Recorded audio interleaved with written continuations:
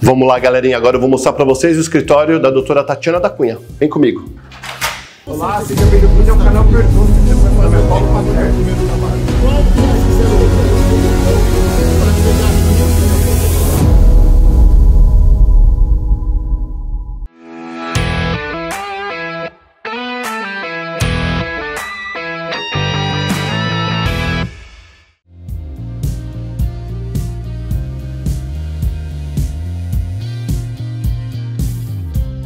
Tcharam!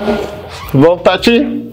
Tudo bom? Hoje vou mostrar para vocês o escritório da doutora Tatiana da Cunha, que é advogada de família aqui no canal Perguntas. Mas ela faz outras coisas também que vocês depois podem entrar em contato. Vamos lá. Em primeiro lugar, parabéns pelo escritório. Obrigada, Paulo. Ela tá bem aqui no Piazza Grande, no centro de Metro Oeste, da comunidade brasileira, né? É. Vem aqui, mostra pra mim aqui, Tati. Bom, aqui, vocês já viram nossa recepção. Aqui é a cozinha bagunça que ninguém nunca gosta de mostrar. É o nosso break room, onde a gente toma um cafezinho, almoça. Muito bem. Aqui é a nossa sala principal, onde fica a nossa assistente que não está aqui hoje, a Bruna, nossa paralegal. Bruna, tudo bem? Aqui é a nossa sala de reuniões, onde a gente também conduz as nossas mediações virtuais. Que é bem legal. Olha aqui pra mim, Renato. Que a Tati falou antes de a gente começar, isso aqui é só onde faz de conta que eu já conversei com ela antes, que faz mediação virtual, que o teu cliente fica do teu lado aqui. O cliente fica do meu lado aqui, a gente coloca um laptop aqui, do outro lado da tela fica o mediador e a outra parte do caso. Então, por exemplo, outra parte no escritório dele faz de conta que ela é Miami. É. Aí o teu cliente no teu escritório com você e o mediador, sei lá onde ele tá. Amanhã nós vamos ter uma mediação, o mediador vai estar em Stuart. Ele mora em Stuart, St. Louis Port St. Lucie, 3 horas aqui. E a outra parte vai estar aqui em Orlando também, mas na casa dela. Porque ela não tem advogado, mas normalmente é eu e o meu cliente de um lado, a outra parte o advogado dele no outro lado e o mediador conduzindo a mediação.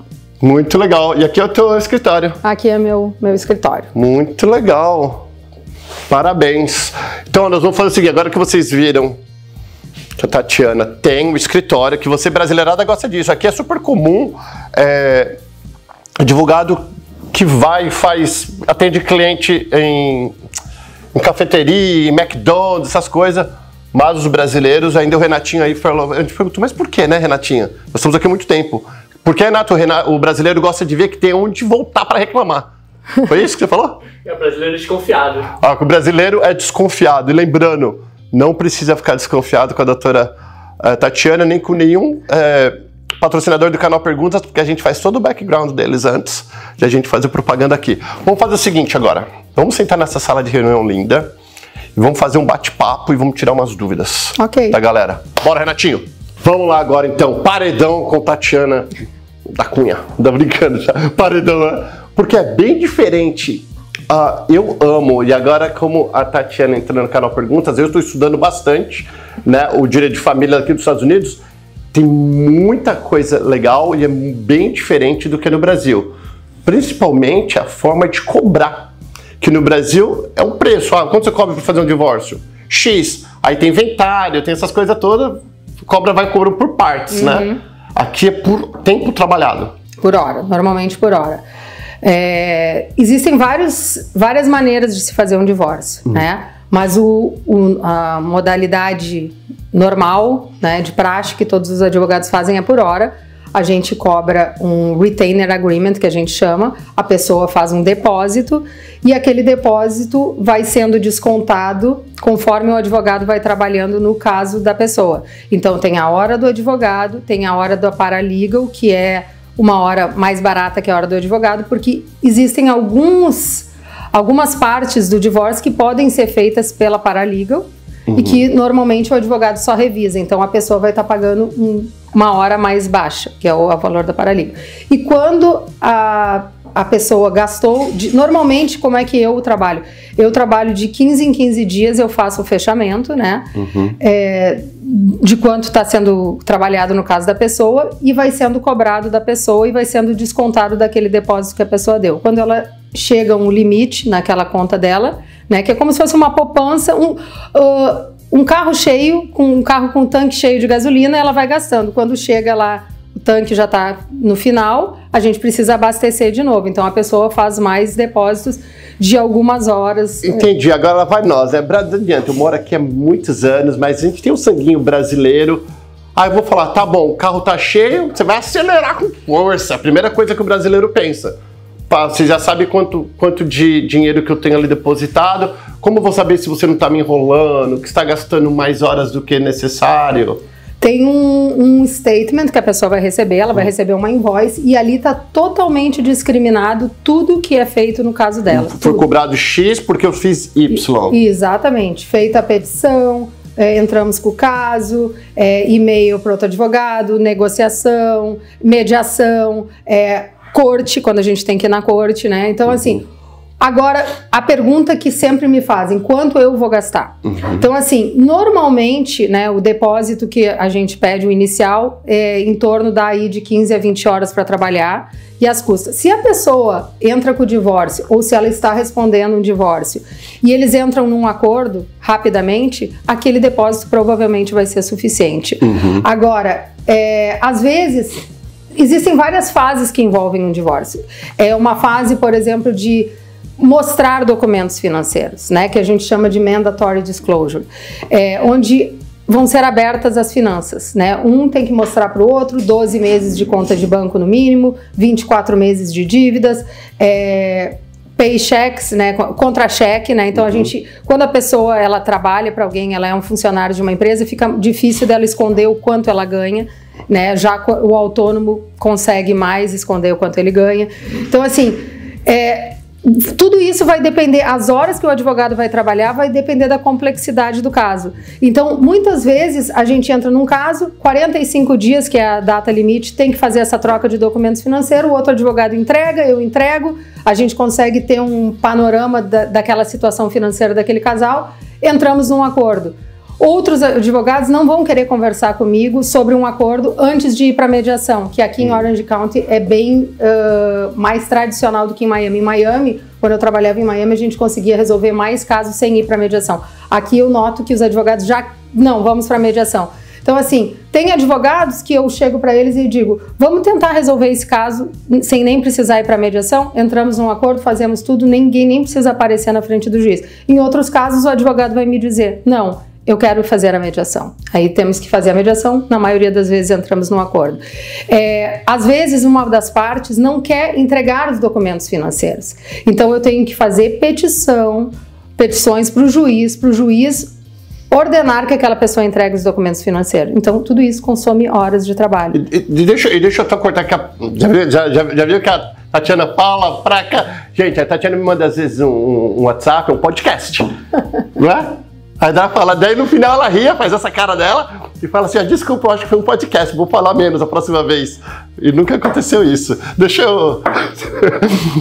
Não, é verdade, aqui não tem isso. Agora deixa eu fazer uma pergunta pra você, ou pra você, na verdade. Se o teu advogado fica insistindo por mediação, se eu e a minha ex-mulher, suposta ex-mulher, já estamos querendo fazer um acordo, e o advogado está insistindo por mediação, pra quê? Se eu tô feliz e ela tá feliz, e a gente pode resolver isso aqui, pra que pro mediador? Para gastar mais tempo e dinheiro. Em muitos casos eles fazem isso. Para isso mesmo. Muitos outros advogados fazem isso. Eu já tive bons opposing counsels, que a gente fala aqui, que sentaram e resolveram numa boa, sem precisar ir para mediação, porque aquele caso nem tinha... questões complexas que necessitassem uma terceira pessoa, eram casos simples de se resolver. E em outros casos que também eram simples de resolver, o advogado já disse, não vou fazer isso. E pode o advogado falar, não vou fazer? Pode, não quero resolver sem ir para mediação, quero ir para mediação. Então, aí quando eu mando, eu posso dispensar o advogado na hora? Pode, mas assim, normalmente também o advogado quer se proteger para ter a certeza que a pessoa fez aquilo voluntariamente. Tem várias razões também pelas quais um advogado pode dizer não, mas depende muito do estilo do trabalho. Tem gente que gosta de resolver em mediação, ter aquele aval de ter um mediador ali que resolveu concluir. Porque o mediador ele vai olhar o caso e vai falar como a terceira pessoa, a opinião dele ou não? Não. Ele vai clarificar. Ele vai facilitar um acordo. Ele vai tentar com que as partes cheguem num acordo. Muitas vezes o mediador é uma pessoa fundamental porque ele cria, entende? Ele cria, o mediador tem que ser criativo também, porque numa mediação as pessoas têm o poder, a gente diz isso para o cliente, ele tem o poder de escolher o outcome, de escolher como vai se resolver o caso dele, do que deixar na mão de uma terceira pessoa, que é o juiz, que vai estar vendo aquele caso naquele dia ali. O juiz é a última pessoa que a gente quer ver. É a última pessoa que quer ver. Então, assim, eu já trabalhei com ótimos mediadores que vieram com soluções muito criativas e que funcionaram e que as duas partes saíram satisfeitas. Tem outros mediadores, tudo depende do estilo da pessoa também. Tem alguns mediadores que eu já trabalhei que eles ficam passando mensagem. Então, eles vêm assim na sala e dizem, olha, eles estão dizendo isso. Aí o mediador vai lá e diz, mas eles estão dizendo aquilo. Aí fica só, como a gente fala, convém, aquele mediador é aquele que passa recado de um para o outro. Tem mediadores que realmente se esforçam para resolver, né? E às vezes até tem uma postura com o meu cliente. Eu tive uma mediação esses tempos que era com um juiz, uma pessoa que foi juiz, um juiz aposentado que hoje trabalha como mediador, e ele falou para ele, olha, se tu tivesse na minha sala ia ser decidido assim, assim, assim, assim, não sei por que tu quer fazer essa burrada de insistir, e foi bom. Foi bom. E às vezes a pessoa precisa uma terceira pessoa, mas o mediador ali, né, na função, na capacidade de mediador, ele é uma pessoa neutra. Ele não vai dar conselho legal para nenhuma das partes. Ele está ali para facilitar um acordo. Fazer uma outra pergunta que eu acho bem interessante. Falando, não generalizando, mas na maioria dos casos, vamos falar que o homem é o provedor, que ganha na maioria das vezes, principalmente quando estamos falando de empresários e bastante dinheiro. Geralmente é o homem que traz o dinheiro para casa. E a mulher, geralmente, a dona do lar. E chega nessa hora do divórcio, o cara tem o poder, porque o poder é o dinheiro, entre aspas. E a mulher, ela fica, né, fica sem saber, fala que não tem dinheiro. Todo o dinheiro do casal é do casal. Não é porque ele trabalha que o dinheiro é dele. Exatamente, o dinheiro do casal. Teoricamente, ela... E se ele não dá acesso ao dinheiro a ela, como que ela vai conseguir um advogado? Esse é um problema, esse é um problema. Ele, teoricamente, ele tem que dar o acesso ao dinheiro, né? Porque os honorários de advogado são despesas consideradas pela lei razoáveis que a pessoa também tem que ter o acesso. Porque, assim, é injusto que uma pessoa pague um advogado caríssimo e a outra não possa pagar um advogado, entende? Tem que ter um equilíbrio nisso. Então, assim, teoricamente ele tem que dar. Existe uma lei aqui, uma ordem em efeito, né? É o status quo, que as pessoas têm que manter aquilo que... O status quo, manter a situação que eles tinham antes de começar o divórcio, durante o divórcio. Entende? Então, por exemplo, se a pessoa tem um plano de saúde, eu entrei com o divórcio, eu não posso cortar o plano de saúde enquanto não acabar esse divórcio, ficar definido. Eu não posso tirar o carro daquela pessoa. As pessoas são para continuarem dirigindo os carros que elas estão dirigindo. Então, assim, manter aquilo que era mantido. Então, por exemplo, às vezes um marido sai de casa e continua pagando uma outra casa para aquela mulher e já não está mais morando lá. Né? Ele não pode simplesmente, agora eu vou entrar com o divórcio e vou cortar. Ele tem que continuar mantendo aquela despesa, senão a gente pode pedir para justiça. Falando nisso, numa das minhas pesquisas, eu não sou advogado, não pesquiso. Por exemplo, eu sou casado ainda. Aí eu mantenho uma amante. E essa amante, eu compro um carro, eu compro uma casa. Tudo isso estando casado. Uma casa para amante? Na hora do divórcio, vou divorciar, aquela casa, aquele carro, todas as despesas que eu tive com essa amante, ele é, por exemplo, a minha mulher teria direito? Sim. Porque é uma coisa que eu peguei da família para dar para o terceiro. Exatamente. Se for comprovado que houve dissipação de bens maritais, né, com uma amante, nesse caso, porque, assim, é muito importante que a gente deixe registrado que a Flórida é um no-fault state. O que é no-fault state? Não importa se a pessoa traiu, entende? Não é porque a pessoa traiu, ela vai ser penalizada no divórcio, pagar mais ou menos, mas sim vai ser levado em consideração se houve esse desvio, essa dissipação de bens. Então, assim, se aquele marido estava comprando uma casa para amante, joias, o dinheiro marital, aquele dinheiro marital é da mulher também. Joias, exatamente, vai numa Tiffany da vida e compra joias, exatamente. Se for comprovado que veio de fundos maritais, Porque de onde vai vir fundo? Se não é fundo humanitário, é caixa 2. E hoje, agora também, a traição pode ser levada em conta na hora de ser concedido o alimony, tá? No estado da Flórida. O alimony que é a pensão alimentícia para o cônjuge, tá? Então, o juiz pode levar em consideração. Mas, em termos de bens, sim. Se você for traído, ainda tem que pagar a pensão na tristeza, né? Não, isso é no caso, estou te dizendo na pessoa que... Então, isso que eu tô falando. Então, dá pra brigar ali, então, se a pessoa foi traída, ela talvez não seja obrigada a pagar a pensão pro cônjuge. Como assim, se ela foi traída? Não... Se eu fui traído, mesmo assim, eu sou obrigado a pagar a pensão? Bom, para mulher, no caso, não para os filhos, né? Entendi. Sim, para os filhos, sim. Sim, depende. A pensão, o juiz tem que... as pessoas podem acordar, podem fazer um acordo, obviamente, de que o marido vai dar pensão para a mulher por 3 anos, por 5 anos, por 2 anos, como eles acordarem. Porém, se tiver que um juiz decidir, a pessoa está postulando alimony, vai depender da possibilidade daquela pessoa pagar e da necessidade de receber. Então, assim, não quer dizer que se aquela pessoa tem a possibilidade de pagar e o outro tem a necessidade de receber, mesmo que ele tenha traído, ele vai ter que pagar o alimony. Diria que sim, entende? Não tem uma regra que, porque eu traí, eu não vou ter direito ao alimony. Não, isso não existe. Entendi. Tá? Vai ser definido através da possibilidade daquele de pagar e da necessidade de receber. Esse é o primeiro fator. Então, o alimony só vai ser concedido se o juiz determinar que aquela pessoa tem a capacidade de pagar e aquele outro tem a necessidade de receber o alimony. A gente vai fazer depois uma pergunta de resposta. Na verdade, hoje eu queria só mostrar para vocês o escritório aqui da Tatiana, mas deixa eu fazer uma pergunta que eu vejo sempre nas minhas pesquisas sobre o Child Support. Faz de conta não. Eu vim com meu marido, eu vim com meu filho do Brasil e meu marido pagava R$2.000 em Child Support no Brasil, que nós somos já separados no Brasil. Eu venho pra cá, nós continuamos separados. Só que agora eu sei que meu marido tá ganhando bem, que ele tá na construção e tá ganhando muito mais do que... E ele continua me pagando a miséria de R$2.000 lá no Brasil. Eu posso pedir uma revisão estando aqui?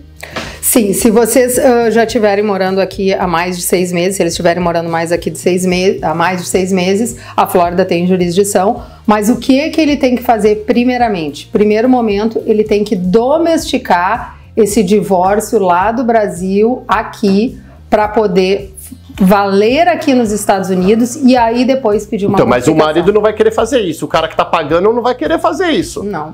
Aí tem como a mulher... Olha como que a gente é machista. Porque a gente sempre fala que o cara que tá pagando, o cara que não vai fazer isso. Não é? Olha, que sacana.